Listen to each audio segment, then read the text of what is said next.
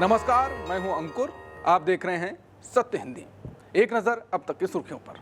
बिहार चुनाव के नतीजों के बाद ममता बनर्जी की तृणमूल कांग्रेस ने बीजेपी पर तंज कसते हुए एक पोस्ट सोशल मीडिया पर साझा किया। इस पोस्ट में कंकाल समुद्र की गहराई में एक कुर्सी पर बैठा हुआ है। साथ ही लिखा है, BJP still waiting for a victory in Bengal, यानी बीजेपी अभी भी बंगाल में जीत का इंतजार कर रही है। पोस्ट का अर्थ निकाला जा रहा है कि बीजेपी की ऐसी हालत हो जाएगी, फिर भी बंगाल में जीतने का इंतजार ही रहेगा, जीत नहीं पाएगी। वहीं पोस्ट पर लोगों ने कमेंट कर यह भी कहा है, मोटा भाई का अगला स्टेशन पश्चिम बंगाल ही है। बता दें, बिहार के बाद अब पश्चिम बंगाल में दोनों दलों के बीच राजनीतिक जंग तेज होने वाली है। बिहार में एनडीए की प्रचंड जीत के बाद असम के मंत्री अशोक सिंघल ने एक ऐसी तस्वीर शेयर की जो कि सोशल मीडिया पर चर्चा का विषय बन गई है। सिंघल ने फूल गोभी के खेत की तस्वीर साझा करते हुए कैप्शन में लिखा, बिहार ने गोभी की खेती को मंजूरी दे दी। सोशल मीडिया यूजर्स का कहना है कि सिंघल ने यह पोस्ट करके 1989 के भागलपुर दंगों की याद दिलाई है। भागलपुर और आसपास के जिलों में हुए इस सांप्रदायिक दंगे में 1000 से ज्यादा लोग मारे गए थे। रिपोर्ट्स के मुताबिक मरने वालों को तालाब में फेंक दिया गया और सबूत मिटाने के लिए उन्हें खेत में गाड़ दिया गया।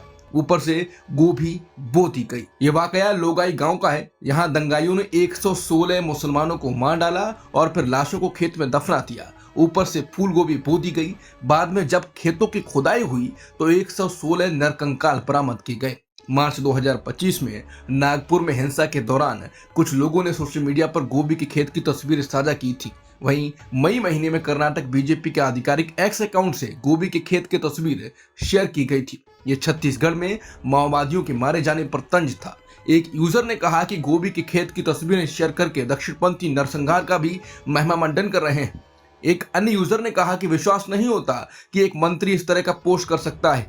एक यूजर ने कहा, मुझे तो लगता है ये कोई पैरोडी अकाउंट है। बता दें कि भागलपुर दंगों में मारे गए 1000 से ज्यादा लोगों में से 900 से ज्यादा मुस्लिम थे। बिहार के नतीजों के बाद पीएम मोदी ने कांग्रेस को निशाने पर लिया है। पीएम मोदी ने कहा कि आज कांग्रेस मुस्लिम लीगी माओवादी कांग्रेस यानी एमएमसी बन गई है। पार्टी के नामदार जिस तरह की नकारात्मक राजनीति में जुटे हैं, उससे कांग्रेस में एक और बड़े विभाजन की आशंका बन गई है। उन्होंने कहा कि कांग्रेस अनेक राज्यों में सालों से सत्ता से बाहर है, 5 दशक से बाहर है। पिछले 3 लोकसभा चुनाव में कांग्रेस 3 अंकों की संख्या तक नहीं पहुंच पाई है। 2024 के लोकसभा चुनाव के बाद 6 राज्यों में विधानसभा चुनाव हुए, इनमें भी 100 का आंकड़ा पार नहीं कर पाई। बिहार में भी जितने विधायक हमारे चुने गए हैं, 6 चुनाव में भी वो नहीं जीत पाई है। पीएम मोदी ने कहा कि कांग्रेस नकारात्मक राजनीति में जुटी है। उन्होंने कहा कि कभी ईवीएम पर सवाल करते हैं, कभी चुनाव आयोग को गाली देते हैं, वोट चोरी का मनगढ़ंत झूठ बोलते हैं, चौकीदार चोर का नारा देते हैं, संसद का समय बर्बाद करते हैं, हर संस्थान को अटैक करते हैं। पीएम मोदी ने कहा कि कांग्रेस के पास देश के लिए कोई पॉजिटिव विजन नहीं है। सच्चाई ये है। पीएम मोदी ने कहा कि कांग्रेस के भीतर अलग धड़ा पैदा हो रहा है जो नेगेटिव चीजों से परेशान है। मुझे आशंका है, हो सकता है आगे कांग्रेस का एक और बड़ा विभाजन हो। कांग्रेस के सहयोगी भी समझने लगे हैं कि कांग्रेस अपनी नेगेटिव राजनीति में एक साथ डुबो रही है। इसलिए मैंने कहा था कि कांग्रेस के नामदार ताला में डुबकी लगाकर बिहार चुनाव में खुद डूबने और डुबोने की प्रैक्टिस कर रहे हैं। मैंने पहले भी सहयोगियों को चेताया था कि कांग्रेस एक परजीवी है जो अपने सहयोगियों के वोट बैंक को निगल कर अपनी वापसी करना चाहती है। पीएम मोदी ने कहा कि आज आरजेडी को सांप सूंघा हुआ है, लेकिन जल्द ही दोनों दलों का झगड़ा होने वाला है। बिहार चुनाव पर राहुल गांधी ने कहा कि मैं बिहार के उन करोड़ों मतदाताओं का हार्दिक आभार व्यक्त करता हूं जिन्होंने महागठबंधन पर अपना विश्वास जताया। बिहार का ये परिणाम वाकई चौंकाने वाला है। हम एक ऐसे चुनाव में जीत हासिल नहीं कर सके जो शुरू से ही निष्पक्ष नहीं था। ये लड़ाई संविधान और लोकतंत्र की रक्षा की है। कांग्रेस पार्टी और इंडिया गठबंधन इस नतीजे की गहराई से समीक्षा करेंगे और लोकतंत्र को बचाने के अपने प्रयासों को और अधिक प्रभावी बनाएंगे। बिहार विधानसभा चुनावों में सत्तारूढ़ राष्ट्रीय जनतांत्रिक गठबंधन यानी एनडीए ने ऐतिहासिक जीत दर्ज की। 243 सदस्यीय विधानसभा में एनडीए ने 202 सीटें जीतनी। विपक्षी महागठबंधन महज 35 सीटों के लिए जूझता दिखा। एनडीए के 2 प्रमुख दल बीजेपी और जेडीयू ने 101 सीटों पर चुनाव लड़ा। बीजेपी ने इस बार शानदार प्रदर्शन करते हुए 89 सीटें जीती और पिछले चुनाव के मुकाबले अपने खाते में 15 सीटों की बढ़त दर्ज करते हुए राज्य की सबसे बड़ी पार्टी बनी।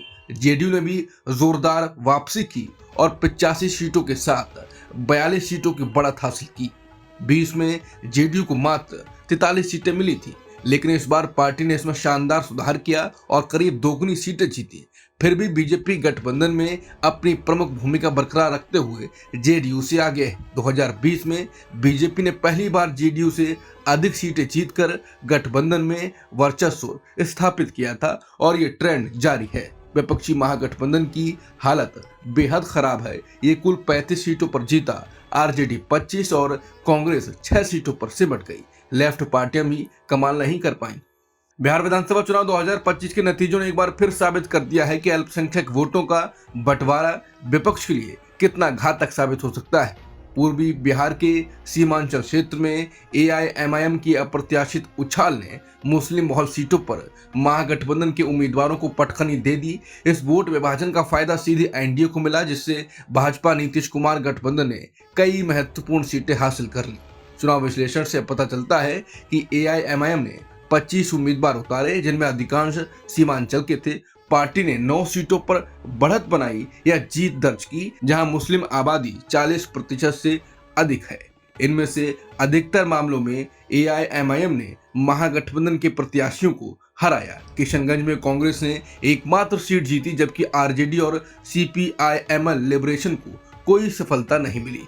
उदाहरण के लिए पड़मपुर सीट पर वोट बंटवारे के कारण भाजपा आगे रही, जबकि बालारामपुर में एलजेपी रामविलास को फायदा हुआ। सीमांचल के अलावा जहां मुस्लिम आबादी 25 से 40% है, वहां एनडीए ने 13 में से 12 सीटें जीत ली। भाजपा को 6, जेडीयू को 5 और लोक जनशक्ति पार्टी रामविलास को 1 सीट मिली। गठबंधन में केवल आरजेडी को 1 सीट पर सफलता मिली। एआईएमआईएम का वोट शेयर 9 विधानसभाओं में 15% से अधिक और 8 में 5 से 15% रहा, जो महागठबंधन की हार का मुख्य कारण बना। 2020 के चुनावों की यादें ताजा हो गई, जब एआईएमआईएम ने 5 सीटें जीती थीं। पीएम मोदी ने कहा कि जंगल राज वालों के पुराने सांप्रदायिक MY फॉर्मूले को पूरी तरह ध्वस्त करते हुए बिहार की इस जीत ने एक नया सकारात्मक फॉर्मूला तैयार किया है। अब MY का मतलब है महिला और यूथ। लोक जनशक्ति पार्टी रामविलास यानी LJPRV ने इस बार बिहार चुनाव में बड़ा धमाका किया।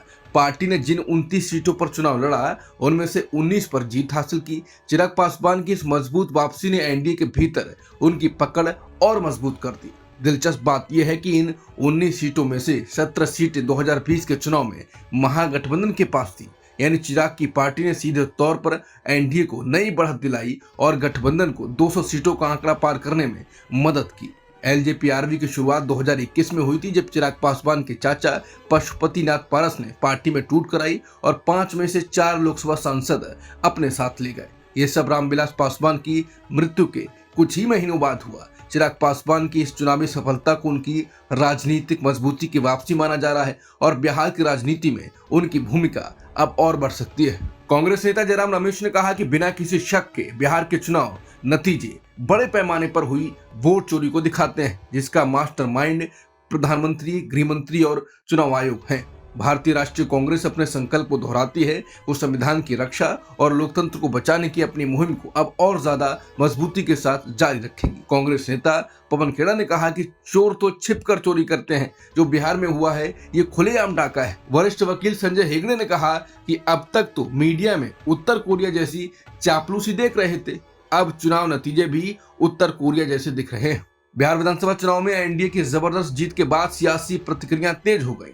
समाजवादी पार्टी के अध्यक्ष अखिलेश यादव ने कहा कि बिहार का ये नतीजा चुनाव आयोग की एसआईआर प्रक्रिया का नतीजा है, जिसे वो धोखे का खेल बता रहे हैं। अखिलेश यादव ने आरोप लगाया कि बीजेपी ने वोटर लिस्ट में गड़बड़ी कर एसआईआर के जरिए चुनाव को प्रभावित किया। उन्होंने कहा कि बिहार में जो एसआईआर का खेल हुआ, अब वो बंगाल, तमिलनाडु, यूपी या कहीं और नहीं होने देंगे। उधर उत्तर प्रदेश की सत्ता में बैठी बीजेपी ने कहा है कि बिहार जैसा ही प्रदर्शन वो 2027 के यूपी चुनाव में भी दोहराएगी। वहीं अखिलेश ने कहा ये चोरी है, जीत नहीं। शिवसेना यूबीटी नेता आदित्य ठाकरे ने कहा कि मैं सबसे पहले चुनाव आयोग का अभिनंदन करना चाहूंगा। जो उन्होंने बीजेपी के लिए प्रयोग किया वो सफल रहा। उन्होंने कहा कि महिलाएं कभी भी पैसों के लिए वोट नहीं देती हैं। ये लोग वोट चोरी को न्यायोचित ठहराने के लिए महिलाओं को आगे ला रहे हैं। वोट चोरी हुई है, टीएमसी नेता साकेत गोखले ने कहा, यह बात कोई नहीं समझ पा रहा है कि बिहार में बीजेपी और जेडीयू दोनों ने 101 सीटों पर चुनाव लड़ा, फिर भी बीजेपी जेडीयू से ज्यादा सीटें कैसे जीत गई। अगर कहा जाए कि 10,000 रुपए, महिलाओं का वोट और सत्ता विरोधी लहर न होना इन सब ने एनडीए को फायदा दिया, तो फिर इसका चेहरा तो नीतीश कुमार ही थे। तो फिर नीतीश की पार्टी जेडीयू को बीजेपी से कम सीटें कैसे मिली, जबकि बीजेपी के पास तो कोई मजबूत राज्य स्तरीय चेहरा भी नहीं था। इसका जवाब शायद भगवान और ज्ञानेश कुमार ही जानते हैं। आरजेडी नेता मनोज कुमार झा ने कहा कि बिहार में सच में वही चुनाव हुआ है जैसा नतीजे दिखा रहे हैं क्या। इस नतीजे से तो साफ साफ 3 बातें निकलती हैं। बिहार में बेरोजगारी जैसी कोई चीज नहीं है, पलायन का दर्द झूठ है, स्वास्थ्य और शिक्षा की कोई अहमियत नहीं। लेकिन तेजस्वी यादव ने जिन मुद्दों की बात उठाई, वो मुद्दे हमेशा से असली बिहारी चिंताएं रहे हैं और आगे भी रहेंगे। श्रीनगर के नौगाम पुलिस स्टेशन में शुक्रवार देर रात एक भीषण धमाका हुआ। इस धमाके में 9 लोगों की मौत हो गई और 29 लोग घायल हुए। पुलिस स्टेशन में लाल किला ब्लास्ट मामले से जुड़े आतंकियों से बरामद किए गए विस्फोटक रखे थे। धमाका इतना तेज था कि आवाज 30 किलोमीटर दूर तक सुनाई दी। विस्फोट के बाद पुलिस स्टेशन और आसपास खड़ी कई गाड़ियों में आग लग गई। रात करीब 12 बजे से पहले हुई बड़ी संख्या में एम्बुलेंस और फायर ब्रिगेड मौके पर पहुंच गई और बचाव कार्य शुरू किया। अब तक की खबरों में इतना ही। बाकी खबरों के लिए बने रहिए सत्यहिंदी.com के साथ। Copyright disclaimer under Section 107 of the Copyright Act 1976. Allowance is made for fair use for purposes such as criticism, comment, news reporting, scholarship, and research. Fair use is a use permitted by copyright statute that might otherwise be infringing.